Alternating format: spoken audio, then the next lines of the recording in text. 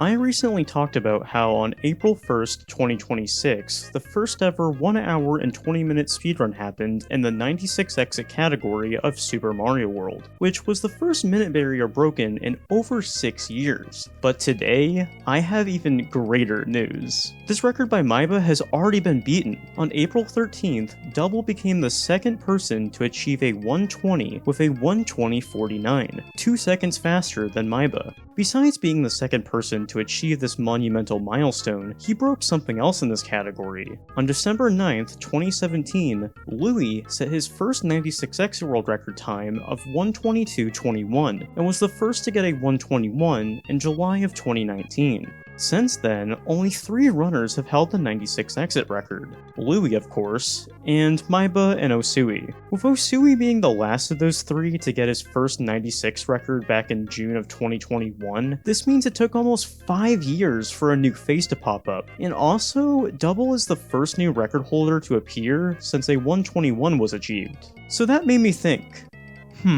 let's look into Double's history as a Super Mario World speedrunner. At this point, he is not a new face by any means, but there is a reason I haven't talked about him that much until recently. Let's get into it.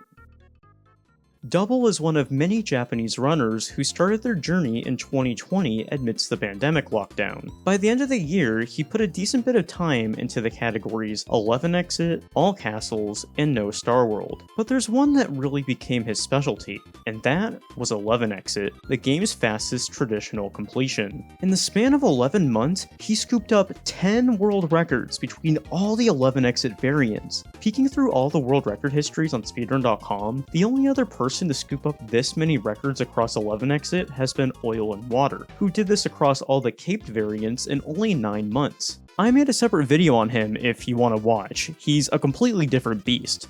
But today, let's completely focus on Double. I glossed over it, but 11 exit both cape and no cape has 3 variants: glitchless, the usage of the cloud glitch, and the usage of the orb glitch. Double's first record among these categories was an 11 exit glitchless with cape. He took this record initially in September 2021 with a 10:39, beating out Thug's previous record by 200 milliseconds. Double would get the next 4 records in this variant, ultimately improving the category by 4 seconds. When it comes to the orb side of things, his first record was a 10:23, setting this only 4 days after his first glitchless record. If that isn't impressive enough, the record he beat had been standing for over 6 years. That run was done by one of Mario World's most dominant forces in the mid-2010s, Green Death Flavor. Double's time cut in this case was over 2 seconds, and if that wasn't enough already, the record was taken from him by Adseth, hope I'm saying that right, in July of 2022,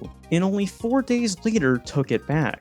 Setting yet another time later in the year, the category had now been brought down by 5 seconds compared to Green Death Flavor's 2015 run. That's only the cape side of things though. Switching to no cape, in February 2022, he had a brief record in the orb variant, which was a 1 second time cut, and in glitchless did the same, this time by 1.5 seconds. This one stood a bit longer, lasting over a year until Okashi got the record in every single no-cape variant, which I also made a video on. Go check that out. I may have just yapped a lot about 11 exit, but I really wanted to drill in the point that Double was known for this category. It was kind of his specialty. While he easily had further potential outside of this, I don't think anyone would have assumed he was a 96 exit world record contender for over 2 years after setting his last 11 exit record. This is because his first submitted time in 96 was a 1:23.45 in September 2024, a time that can easily get you into the top 40. But you see, Double already being a Mario World pro, knocked this time even further at a rapid rate. Compared to other runners, Double is built different.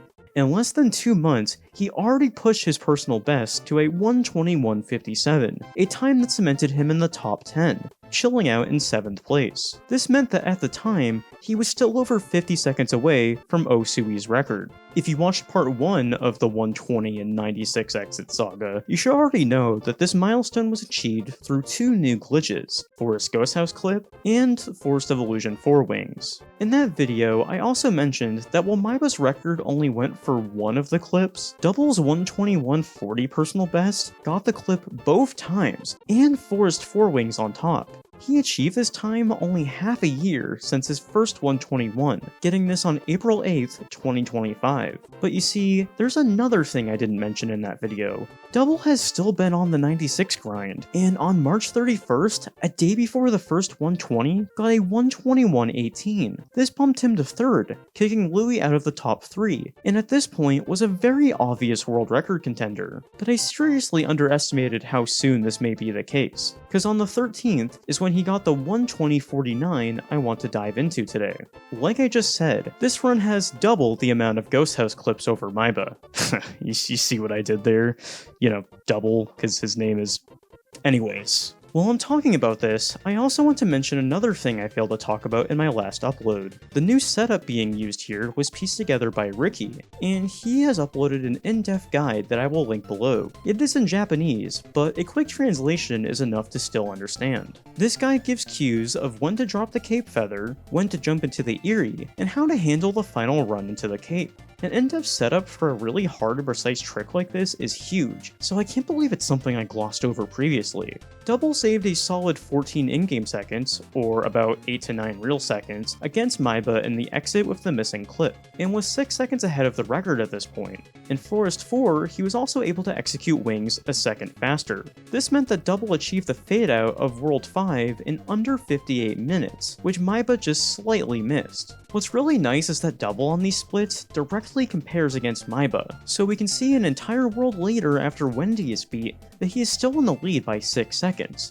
Unfortunately, he had a very tiny mishap in Valley Bowser 4 near the midway, but hey, at this point he was still 5 seconds ahead. What really got in the way of things was the final fort. Halfway through, he lost his P-speed, so he had to regain it quickly. Because of this, his last Booey Booey fight ended with only a 2-second lead. But hey, the record was still very much alive. All he had to do is play perfectly. He hyped himself up entering the fight to keep things going. Let's go!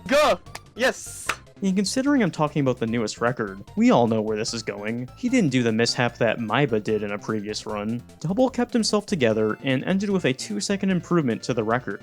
A 120.49. It may have been a very narrow improvement, but he dethroned the historic run that happened only 12 days prior, and cemented himself as the first new face on the 96 world record history since Oosui in 2021. It may be surprising to see how quickly this happened if you focused more on Double's 11 exit achievements like I may have done, but hell, he was in a great position to achieve this for a while now, and his timing couldn't have been any better. So with that, what is the future of 96 exit? One thing I had many people ask me is, if a 120 can now be done, is a 119 possible? And well, technically, yeah. I just wouldn't expect that to happen anytime soon, unless some more ultra game-breaking things get discovered and implemented. Recently, I've been keeping tabs on a community sum of best spreadsheet maintained by TNT. This sheet has the best splits saved of all the top runners of the game, as well as a few that aren't. I'm flattered to be on this sheet, even though I have one of the worst times here and I don't really run this anymore, but anyways, on the very left, it combines the best splits across every runner, which gives us a total community sum of best. And what do you look at that? It's now a 119, just barely. The times highlighted in green show who contributed to these best overall times, and currently, Double has the best 6 out of 10 splits, which is ultra impressive. Only a few days prior, I was telling people that a 120 sum of best was close, but not here yet. But Double was the one to break this barrier as well. He currently has the lowest sum of best out of any one individual, having a 120.20. That means there still is a decent amount of time to save, but simultaneously, it's mind-blowing that the sum of best is only within 1% of the time that the record is currently at. That's impressive regardless, but especially over a 80-minute time span. I also previously talked about a Human Theory tool-assisted speedrun uploaded by Noise. This clocks in at a 118.11. This houses some tricks that have already been done by a human in individual level attempts, but not in a full run yet. I believe the most notable here is one I've talked about in the past, activating a Switch Palace in Chocolate Island 2. IsoFrieze has already published multiple videos showing this off, but nobody has yet dared to figure out how to implement this into an actual speedrun. Who knows? Maybe that'll switch someday. For years, Forest Ghost House clip was known about, but wasn't really attempted unless a run was already dead. But now it's reached the point where it's essential and has new optimizations to make it easier. It really amazes me how much this game continues to push forward regardless of its optimization. For me, this is one of the most exciting eras of 96 Exit. There are so many potential competitors. You have Double, Maiba, and Louie actively putting in time to push things further, and I honestly think that anyone who can achieve a 121 has the skill to enter the 120 territory, so perhaps even more new faces will pop up in the very near future.